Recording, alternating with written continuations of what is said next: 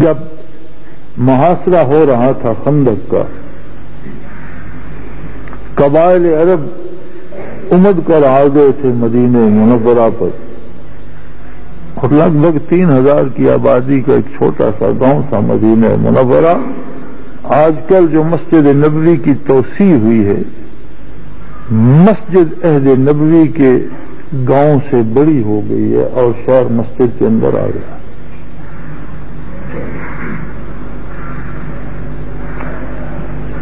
یہ تو اپنے اپنے نصیب کی بات ہے۔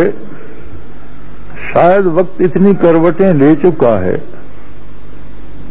کہ وہ گلیاں، وہ خاک،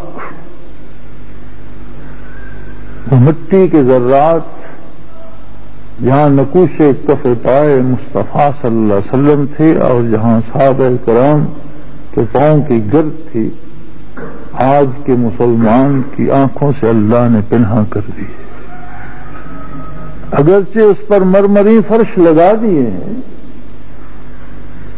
الحمدللہ مسجد کی عمارت تو بے مثل و بے مثال ہے، دنیا میں کوئی ایسی عبادت گاہ نہ ہوگی کسی مذہب کے پاس، لیکن یہ بھی ایک حقیقت ہے کہ خاک کے وہ ذرات جن پر محمد رسول اللہ کے قدوم فلک سایہ لگے، مٹی کے وہ ذرے جنہوں نے صحابہ کرام کی قدوم پاک کو چوما، جنہیں آج تک امت آنکھوں سے چومتی رہی، ہماری نگاہوں سے اللہ نے پوشیدہ کر دیے۔ شاید ہمارے دل ذکر سے خالی، ہمارے سینے سوز سے بیگانہ، اور ہماری نگاہیں تک طہارت سے خالی ہو چکی۔ اس لیے ہم نے اگر چھوڑ دی ہے تو صرف اللہ کی یاد، ہم نے اگر بھلا دیا ہے تو ایک اس کا نام، اور اس ایک نام کے بھلانے نے ہم سے اسلام کی روح چھین لی۔ ہمارے سجدے بے ذوق اور نمازیں بے کیف ہو گئی، ہمارے روزے فاقہ کشی میں تبدیل ہو گئے، اور ہم خدا نخواستہ معیت باری سے محروم ہو کر کفار کے رحم و کرم پر آ گئے۔ اگر ہم اس کی پناہ میں آ جائیں تو دنیا کے سارے مصائب کا مقابلہ ہم کر سکتے ہیں، اس لیے کہ ہم اکیلے نہیں ہیں۔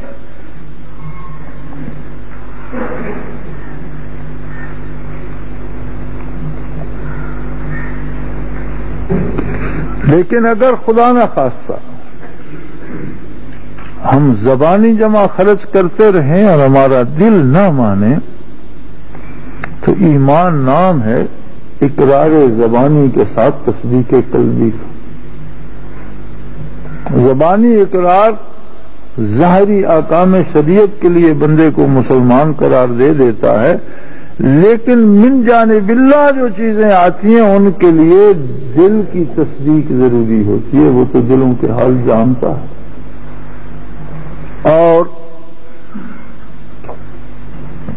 نبی علیہ الصلوۃ والسلام نے فرمایا لِكُلِّ شَيْءٍ ثِقَالَةٌ وَثِقَالَةُ الْقُلُوبِ ذِكْرُ اللَّهِ كَمَا قَالَ رسول اللہ صلی اللہ علیہ وسلم، کہ ہر چیز کے لیے پالش ہوتی ہے، ہر چیز کے لیے صفائی کرنے کا کوئی مثالہ ہوتا ہے، اسے چمکانے کی کوئی ایسی چیز ہوتی ہے جو اس سے گرد زنگ اتار کر اسے چمکیلا کر دیتی ہے۔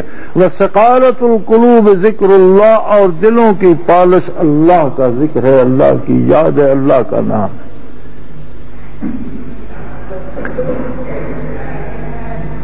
سو میرے بھائی، توفیق توبہ بھی ارزاں ہوگی، معیت باری کا یقین ہوگا جو ہمیں تمام پریشانیوں سے نکال دے گا۔ موت آئے تو شہادت کی ہوگی اور اسے گلے لگانے کو دل چاہے گا، زندگی ہوگی تو اطاعت کی ہوگی اور اس میں جینا مزہ دے گا، لیکن شرط یہ ہے کہ ہم یہ نسخہ آزمائیں،